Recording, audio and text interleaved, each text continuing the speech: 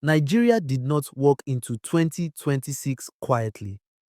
The year opened with fear knocking before hope could even sit down. While many Nigerians were still exchanging New Year messages and resting after crossover nights, people in parts of Ondo State were waking up to gunshots, fire, and confusion. Less than 24 hours into the new year, a police station had been attacked and burned down. That alone is serious. But what has truly shaken the country is the name being mentioned in connection with the attack, Beluti.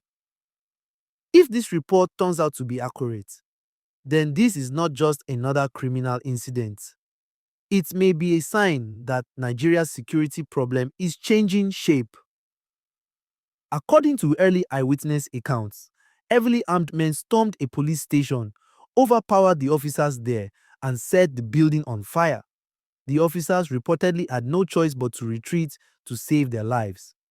That detail is painful, but it is also important. It tells us this was not a random robbery. This was a calculated attack with planning and confidence. Think about what that means. A police station is not an ordinary building. It represents government authority, law, and control. When criminals can attack and destroy it, they are sending a clear message. We can come here and nobody can stop us. Now let's talk about the parts that has Nigerians worried the most. The alleged connection to Beluti. For years, his operations have been linked mainly to the northwest, especially Zamfara and Sokoto. His name has become a symbol of banditry, violence, and defiance of the state. So why is his name now appearing in Ondo State? There are a few possibilities, and this is where we must be careful and honest. One possibility is that Turji or his fighters have actually moved south. If that is true, then this is a major development. It would mean bandit networks are expanding beyond their traditional zones, using forest routes and weak security gaps to spread. Another possibility is that his name is being used by other criminal groups. In Nigeria today, some gangs adopt well-known names to spread fear faster. When people hear Bolo Tuji, panic comes instantly. That alone can weaken communities before any bullet is fired. But here's the key point.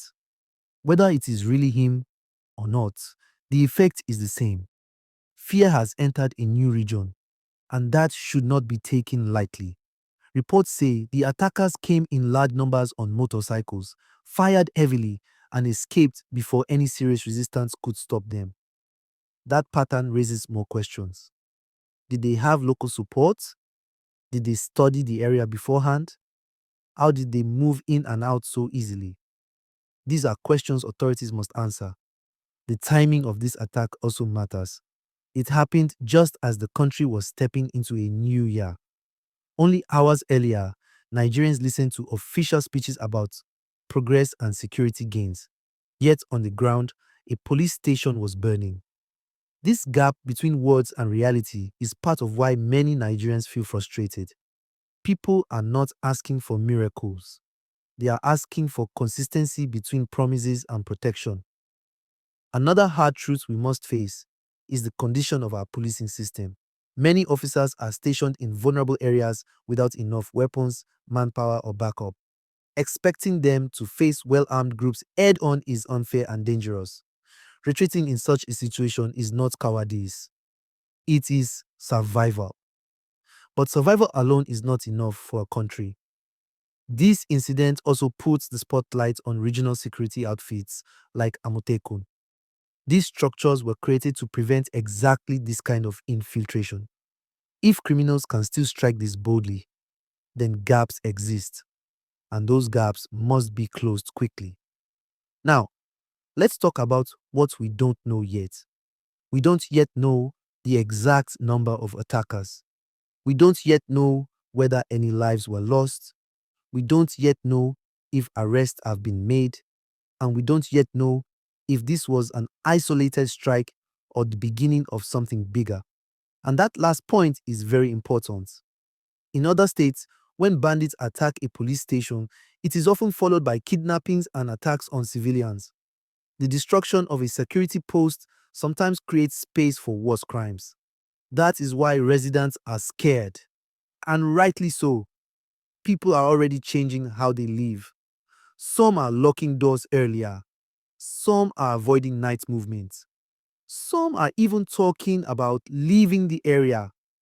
This is how fear spreads quietly, deeply, and quickly. As 2026 begins, Nigerians are watching closely. This single incident could be a warning sign of what the year may hold if security is not taken seriously at all levels. The government now has a choice. Treat this as just another incident or see it as a signal that criminal networks are testing new grounds. We will keep monitoring this situation as more official information comes out. But one thing is already clear. Nigerians deserve better protection, clearer answers, and real action. The new year has spoken early. The question now is, will Nigeria listen? If this breakdown helped you understand what's really going on, please like the video, share it so others can stay informed, and subscribe for more updates as this story develops. And as always, stay in motion, my people.